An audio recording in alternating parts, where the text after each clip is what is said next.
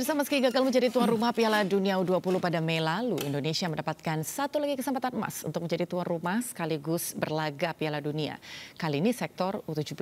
Tentunya harus dimanfaatkan kesempatan kedua, jangan sampai gagal lagi. Sehingga apa yang harus diperhatikan oleh Indonesia dalam mewujudkan impian menjadi tuan rumah Piala Dunia untuk yang pertama kali?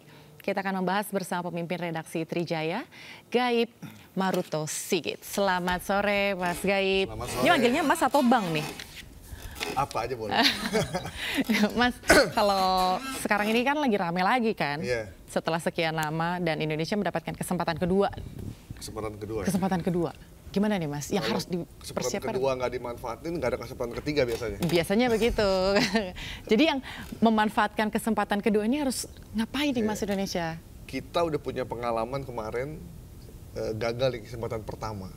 Tapi FIFA masih mempercayai kita untuk diberikan kesempatan kedua. Meskipun kastanya lebih rendah ya, dari U20 jadi U17. Tapi setidaknya dapat kesempatan. Tapi ini kesempatan. Dan ini kita harus buktikan pada FIFA bahwa kita mampu menyelenggarakan itu. Nah kebetulan kan sebelum itu kan kita udah menyiapkan buat Piala Dunia U20. Betul. Artinya kita udah punya modal, infrastruktur, stadion juga udah diperbaiki. Jadi sebenarnya langkahnya nggak begitu sulit.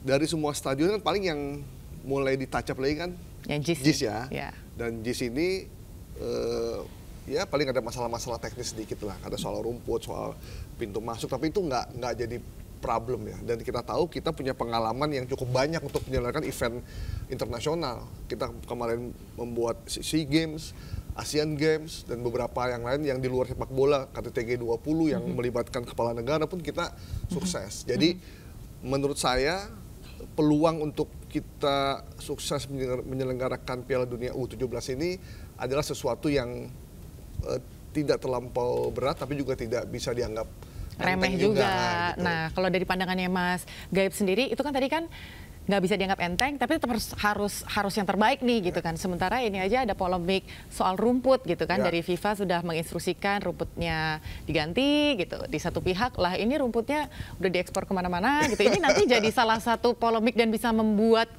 batal nggak sih nih Mas sebagai tuan rumah gitu? Ribet gitu kan. Jadi ada istilah gini, kita harus fokus pada tujuan kita menyelenggarakan ini. Yang namanya polemik rumput itu hal yang biasa aja gitu. Di negara demokrasi itu hal yang biasa. Seharusnya. Cuma ini jangan dijadikan sesuatu yang wah ini gara-gara itu jadi repot kita. Nah makanya mulai hari ini FIFA udah menyuratkan kepada PSSI.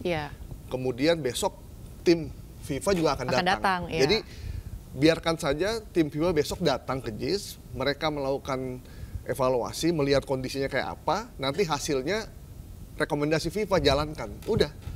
Jadi tidak usah ada polemik, dan menurut saya bukan pemerintah ya, PSSI, Kementerian Olahraga tuh nggak usah menanggapi suara-suara. Itu biasa di sosial media, itu biasa aja. Fokus aja kalau memang rekomendasi FIFA itu ganti ini, perbaiki ini, ikutin aja gitu. Jangan sampai ini justru mengganggu tujuan yang seharusnya perhelatan besar ini. Karena nih stadionnya kan ada 6 atau 7 stadion yang mesti diperhatikan. Transportasi yang ke sana, akomodasi, kesiapan hotel, venue segala macam itu mesti dilihat juga. Jadi fokus kita jangan cuma JIS ini something aja, sesuatu yang biasa aja. Hal kecil yang diperuncing ya. Sama kayak Manahan Solo, sama kayak Wayang Dipta di Bali, sama aja dengan yang lain. Jadi nggak usah terlampau itu urusan politik, udah kesampingkan, kita fokus sama tujuan. Setelah venue, ingat kita juga ada satu tugas utama. Timnas kita juga mesti dipersiapkan. Ini November ya, 16 November kalau nggak salah. Itu sekarang udah Agustus, September, Oktober, 2-3 bulan lagi. Nggak terasa. Jadi yang menyiapkan timnas nyiapin, yang nyiapin infrastruktur siapin, venue menyiapkan, akomodasi perhotelan buat tempat para pemain itu datang juga di fokus aja masing-masing. Sehingga begitu 1 bulan sebelum perhelatan udah jelas tuh arahnya. Tinggal perbaiki sebulan sebelum pelaksanaan, kita perbaiki yang kurang ini, yang kurang. Yang hal-hal minor begitu. Hal-hal minor. Jadi bisa lah kita menyelenggarakan ini. Tidak usah terlampau sempurna, tapi kita bisa kayak kemarin Piala Dunia U20 yang kemarin di Argentina itu juga nggak perfect banget. Tempatnya juga terbatas, rumputnya juga nggak begitu bagus. Cuman selama bisa main bola, terus tempatnya juga memadai sesuai standar, jalan aja semua. Gitu. Jadi menurut saya sih kita yakin lah kita bisa menyelenggarakan U17 ini karena penonton juga nggak akan semembeludak ketika Messi dan kawan-kawan main di Piala Dunia senior ya. Ini yang datang pasti ya kita-kita juga. Tapi paling nggak kan jadi starting point dan jadi pride jadi tersendiri. Makanya yakin saya pasti lancar kita, sukses. Nah, apalagi besok kan FIFA datang tadi kan Mas Gaib udah sampaikan tuh gitu kan, kesiapan apa yang harus kita tunjukkan bahwa kita bisa nih gitu untuk meyakinkan FIFA, kita bisa nih, kita layak nih gitu tuh. FIFA kan nanti akan nggak cuma lihat JIS kan, dia mungkin akan lihat stadion yang lain. Betul. Kalau dilihat dari infrastruktur, peralatan, perlengkapan yang ada di stadion yang akan diajukan oleh kita, itu cukup sebenarnya. Ada perbaikan udah pasti, ada yang mesti diganti udah pasti juga. Cuma tinggal yang mesti diganti paling yang kecil-kecil aja. Kalau misalnya JIS rumput diganti ya tinggal diganti, pintu ditambah tinggal ditambah, kurang tinggi tinggal ditinggiin.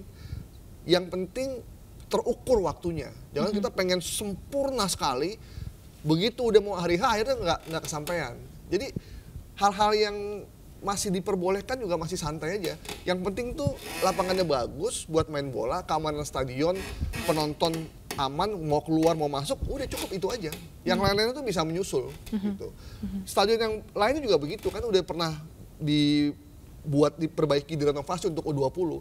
Jadi menurut saya biarkan FIFA datang, lihat dan kasih rekomendasi, segera dikerjakan.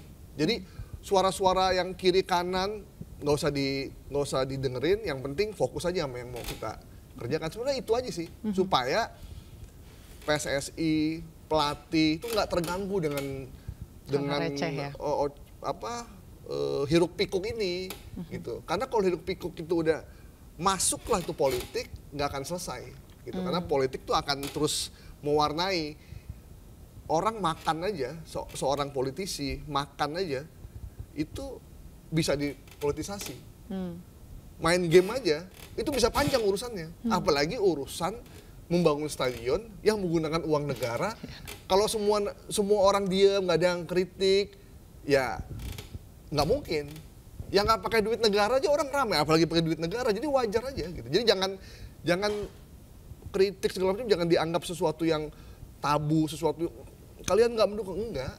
Biasa aja gitu. Yang penting fokus dan buktikan dan jadi dan sukses. Akan lebih sukses kalau timnasnya juga bisa bicara di situ. Jadi jangan babak pertama udah kalah. Minimal sampai babak kedua. 16 besar atau 8 besar. Syukur-syukur kayak Korea Selatan bisa masuk semifinal gitu. Itu aja sih yang paling kita bisa fokusin. Kan kalau tadi Mas Gaib udah sempat bilang nih bahwa stadion itu juga harus dipertimbangkan. Tapi ini nggak bisa dipungkiri bahwa ada timnas kita, kesiapannya yang harus dimaksimalkan juga. Jangan sampai nantinya hiruk pikuk urusan stadion, urusan rumput, terus melupakan bagaimana mempersiapkan timnas kita untuk berlaga begitu kan ya. Nah, kalau Mas Gaib sendiri, timnas kita sendiri gimana nih Mas? Gini, kalau mungkin juga nggak semua orang Indonesia, termasuk saya juga nggak begitu kenal sama U17 ya, karena jaraknya terlampau jauh gitu. Kalau U20 kita masih bisa kenal, kalau U17 memang masih muda-muda nih. Masih ada yang masih SMA, ada juga masih semester 1 mungkin kalau yang kuliah gitu.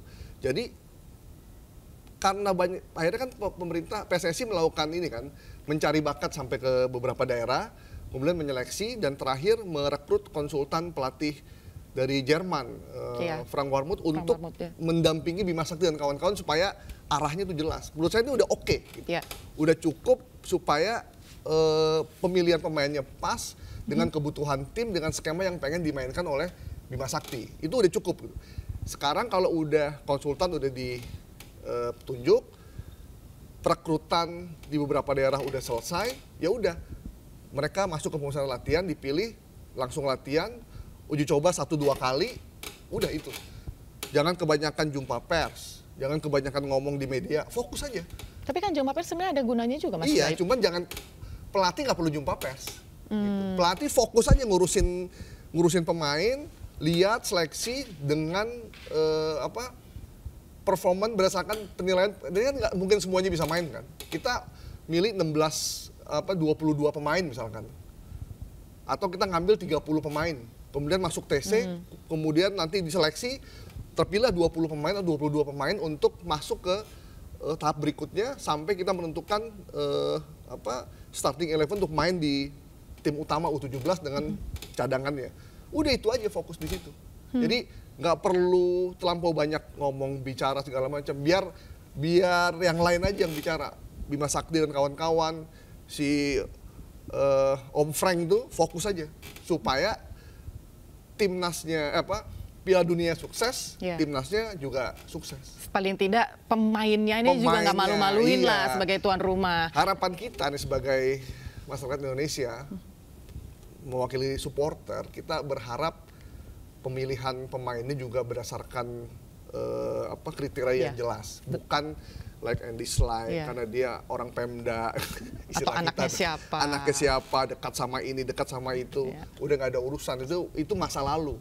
Itu masa lalu lah, karena dia dari klub yang dimiliki oleh pejabat ini, maka dia harus masuk, gitu. Nggak bisa. Udah fokus, buat apa kita mengontrak pelatih, konsultan pelatih dari Jerman, kalau pemilihannya, pemainnya udah disodorin. Om Frank, ini ya pemainnya, nggak bisa begitu. Dia harus lihat, dia harus pilih yang back siapa, yang menyerang siapa, skema yang mau dimainkan kayak apa. Tidak semua pemain yang jago itu harus masuk. Kalau tidak sesuai dengan skema ya sudah, dia harus istirahat dulu. Itu aja sih paling harapan kita. Kalaupun nanti sampai babak kedua, sampai per-8 final, selama dia udah sesuai dengan apa yang kita inginkan, kriterianya udah cukup buat kita. Baik, berarti kalau kayak gitu kita tunggu nih Bang Gaib, bagaimana nanti latihan dimaksimalkan dan strategi harus dibangun untuk memenangkan, membuat bangga sebagai tuan rumah. Terima kasih sekali Bang Gaib untuk waktunya sebagai pemimpin redaksi Trijaya atas waktunya sore hari ini. Informasi lain masih akan kami hadirkan pemirsa. Sindo Sore segera kembali.